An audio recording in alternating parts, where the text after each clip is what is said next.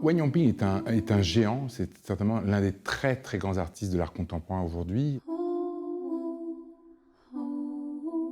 Français d'origine chinoise, il vient en France après les événements de Tiananmen en 89 pour cette exposition iconique Les Magiciens de la Terre.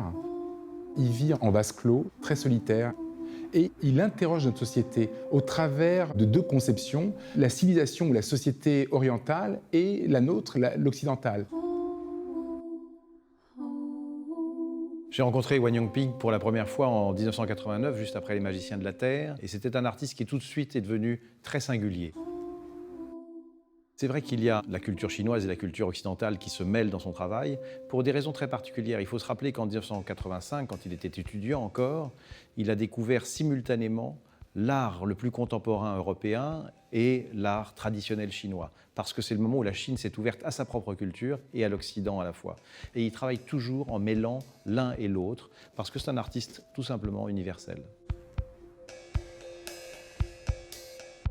Wang Yongping est invité à Monumenta et très rapidement, il me parle d'un projet qu'il avait eu en 2006 et il envisageait de confronter trois éléments qui sont les containers, donc la circulation, la mondialisation, ce serpent gigantesque avec des circonvolutions et la symbolique du pouvoir, le bicorne de Napoléon.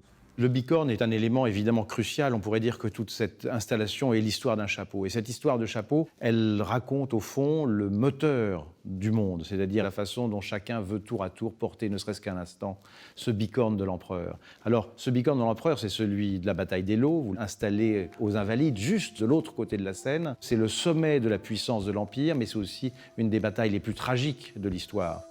Alors, le bicorne se trouve face à la gueule du serpent qui le menace d'une certaine façon, et on sent que cet empire est forcément temporaire. Ce serpent, c'est une menace posée devant ceux qui veulent le pouvoir. C'est l'idée de la mutation, c'est que le serpent se développe et mue, et c'est aussi un symbole parfaitement universel.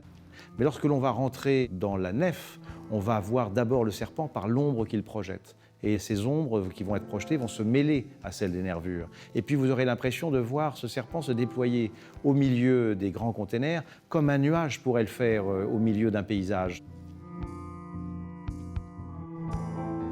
Ce fameux serpent mesure 250 mètres, il est au cœur de la cité.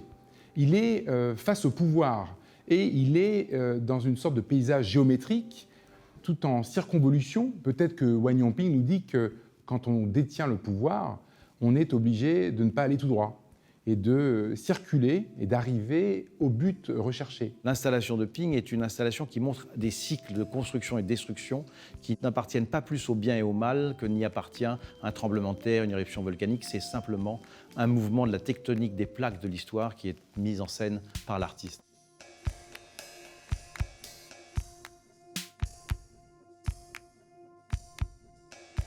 Un artiste qui investit à un endroit aussi hors norme, qui va jouer avec la monumentalité, avec l'architecture, avec le patrimoine.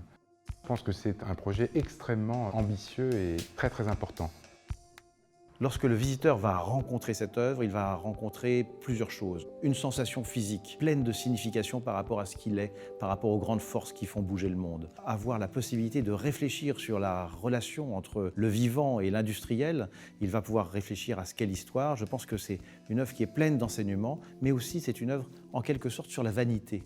Comment marche le monde? Comment est-ce que la vanité nous pousse à vouloir cette puissance? Et comment est-ce que cette vanité est défaite par les circonstances de l'histoire.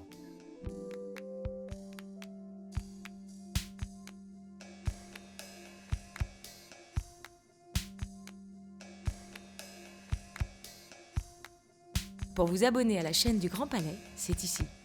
Pour en savoir plus sur l'exposition, c'est là.